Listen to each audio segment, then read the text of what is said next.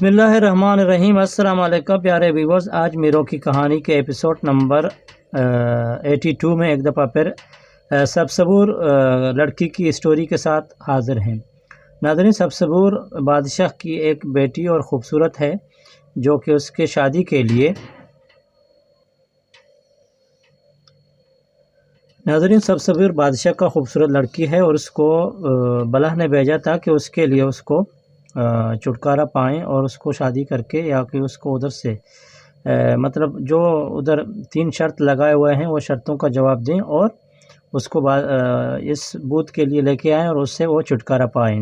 तो चुनांचा नाज़रीन, स्टोरी है 82 एपिसोड और हम लोग जो किस्से कल छोड़ा था उधर ही शुरू करते हैं। तो नाज़रीन, दोपहर के वक्त में वो बादशाह के दरबार के करीब में पहुंचा तो वहां उसके पासदारों को पूछा कि बादशाह सबसबूर के लड़की का घर इधर ही है। उसको बोला हाँ, तुमको क्या चाहिए? वो बोला कि मैं अपना किस्मत और ताले को आजमाने के लिए यहाँ आया हूँ, शायद मैं उसको जीत लूँ। तो नाज़रीन, उसके पासदारों उसको बोला कि ये महल के सामने जो सरों को देखे कि पूरा कोपड़ी लैंड में लगे हुए हैं, ये तुम्हारे जैसे नौजवान थे।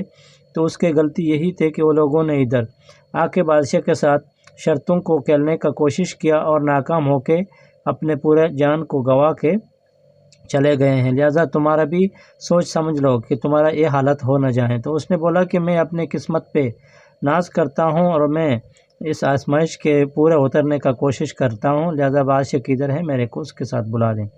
तो चुनांचे नाज़रीन, उसके पासदारों को उसको बोला कि अगर आप शर्त नहीं खेलेंगे तो आज दोपहर का खाना खाएं और इधर से आराम से चले जाएं, वरना नहीं तो फिर अगर शर्त लगाएंगे तो फिर बादशाह आपको छोड़ेगा नहीं। तो नाज़रीन, उसने बातों को मान लिया और उसको बादशाह के साथ लेके गया। तो बादशाह ने उसको देखा कि एक मुल्ला दाढ़ी वाला इंसान का छोटा कद का नौजवान बहुत खूबसूरत है। खाना खाने के बाद उधर बैठ गया। जब पूरा दरबार खलास हो गया तो बादशाह अपने बादशाही सीट के ऊपर चढ़ा और बैठा और उसने मुंह को इस नौजवान की तरफ किया और उसको पूछा कि हाँ, तुम्हारा कोई काम और कोई बात है तो बोले। तो उसने बोला कि मैं बादशाह सलामत को आपकी बेटी सबसबूर की रिश्ता के लिए आया हूँ। तो उसने बोला कि मेरे बेटी का रिश्ता इतना आसान नहीं है, लिहाजा आपको इसके बारे में अगर पता नहीं तो वज़ीर आपको डिटेल बताएंगे। तो नाज़रीन, वज़ीर ने उठ के पूरा डिटेल तो बता दिया। तो उसने बोला कि इससे पहले कि तुम अगर हमारे शर्त या मेरे शिकंजे में फंस जाओ, लिहाजा इस शिकंजे को फंसने से पहले तुम अपने आप को आज़ाद में छोड़ो और बाहर निकल जाओ। अगर मैं एक दफ़ा शर्त लगाया तो समझो मेरे शिकंजे में आ गया तो फिर तुमको जाने का रास्ता नहीं मिलेगा। तो नाज़रीन, उस आदमी ने अपने दिल में पहले ही इरादा किया होता कि वो बलाहों के शिकंजे में फंसा हुआ है, इससे और भी क्या और ज़्यादा इम्तिहान में नहीं फंसेगा। तो उसको अपने रब के ऊपर भरोसा और उसने हिम्मत नहीं हारा था। तो उसने बादशाह को बोला कि मैं अपने किस्मत पे नाज करता हूँ और लिहाजा मेरे को अपने बख्त और तारीफ़ पे पूरा यकीन है और मैं लिहाजा आपकी बेटी के लिए जो भी तुम अगर शर्त वगैरह रखेगा तो मैं आपको जवाब देने के लिए तैयार हूँ। तो नाज़रीन, बादशाह ने बोला कि अगर मैं एक बार शर्त लगा दिया तो फिर शर्त वापस नहीं होंगे, मतलब इसके आवाज़ में एक शर्त हो गया या 2 हो गया, तुमको तो अपना कीमती जान गंवाना पड़ेगा और इसके बाद आपका सर का कोपड़ी है वो हमारे दरबार की जीनत बनेगा। तो नाज़रीन, इस बातों के करने के बाद बादशाह ने उसको ज़्यादा समझाया कि तुम एक हट्टा कट्टा नौजवान है और इससे अच्छा हो कि तुम अपने जान का परवाह किए हुए मेरे महल से चले जाओ। अगर नहीं तो ऐसा काम करने के बाद फिर दोबारा तुमको कोई शायद ऐसा चांस नहीं मिलेगा और लिहाजा आप अपने ज़िंदगी को गंवाएंगे।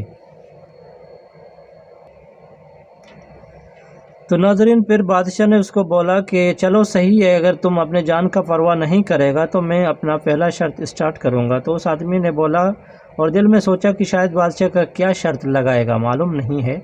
तो उसने सर हिलाया और बोला कि चलो तुम अपने शर्त को स्टार्ट करें। तो चुनांचे नाज़रीन, बादशाह ने बोला कि मेरा पहला शर्त यह है कि मेरे साथ 3 इधर खाने के जगह बने हुए हैं, मतलब 3 कोठी हैं। इन 3 कोठियों को मैं खाने में मतरूस करूँगा, मतलब फुल करके रखूँगा और एक दिन का मतलब एक रात का तुमको टाइम दूँगा और एक रात के मोहलत के अंदर तुमको ये पूरा खाना हलास करना चाहिए। और इस खाने के हलास करने के लिए अगर तुम कामयाब हो गया तो दूसरी बार फिर तुम्हारा दूसरा शर्त स्टार्ट होएगा। अगर इससे तुम नाकाम हो गया तो इस नाकामी की वजह से तब समझो पहला शर्त में तुम्हारा पहला विकेट गिर जाएगा।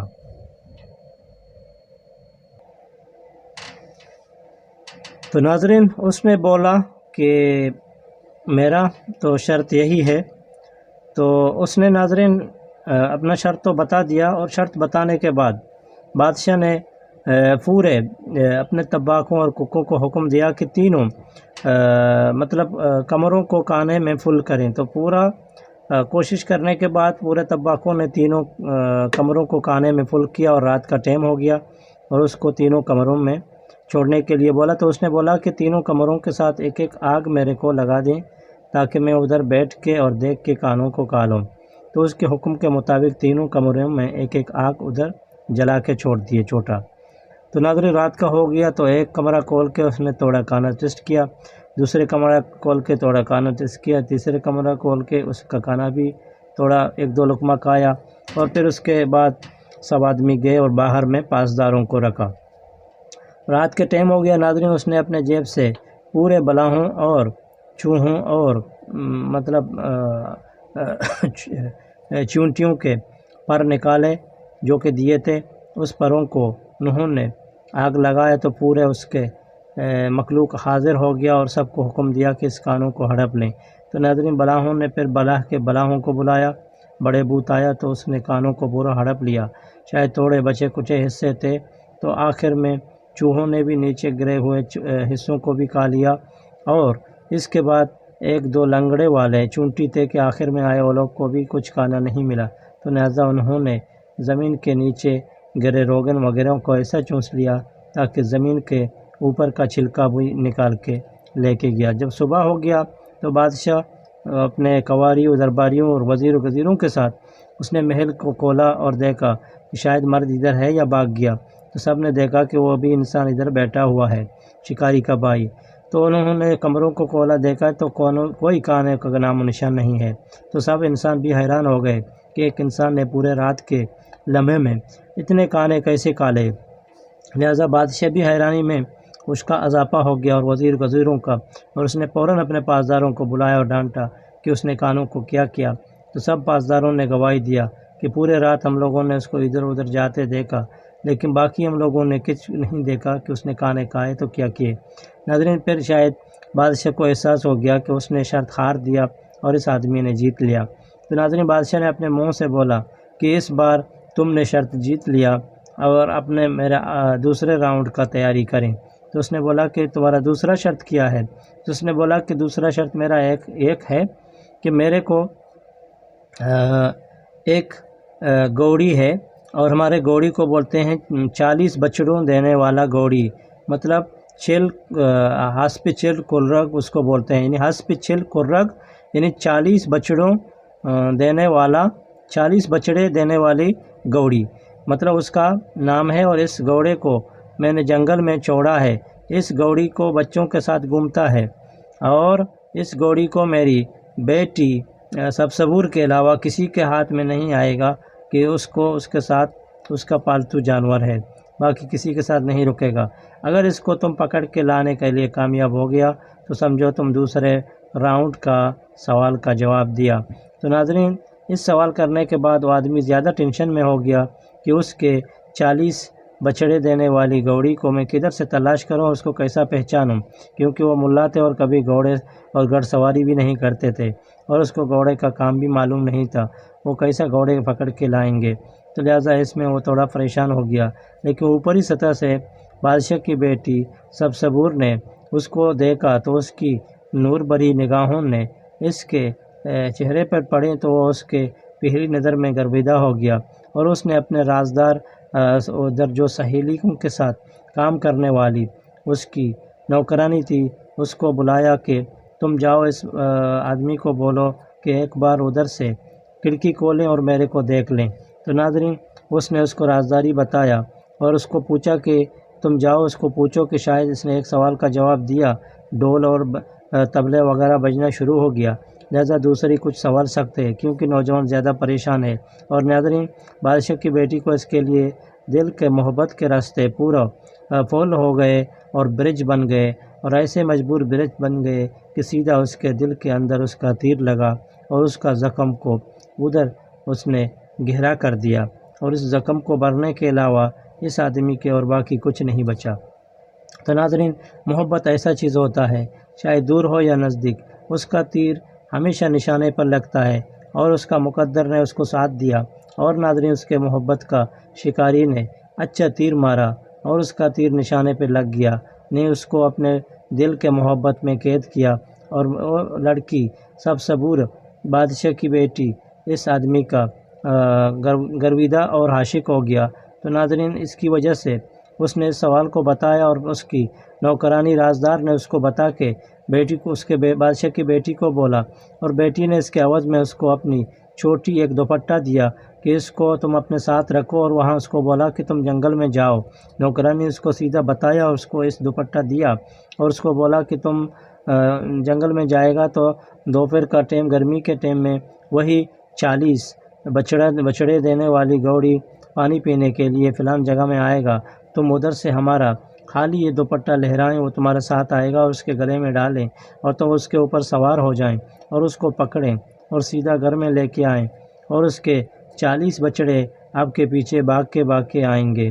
تو ناظرین، اس نے ہی ایسا کیا، اور ایسا کرنے کے بعد اس کو معلوم ہو گیا کہ ابھی تو میں اس شرط کو جیت لوں گا، اور وہ صبح کا انتظار کرتا رہا۔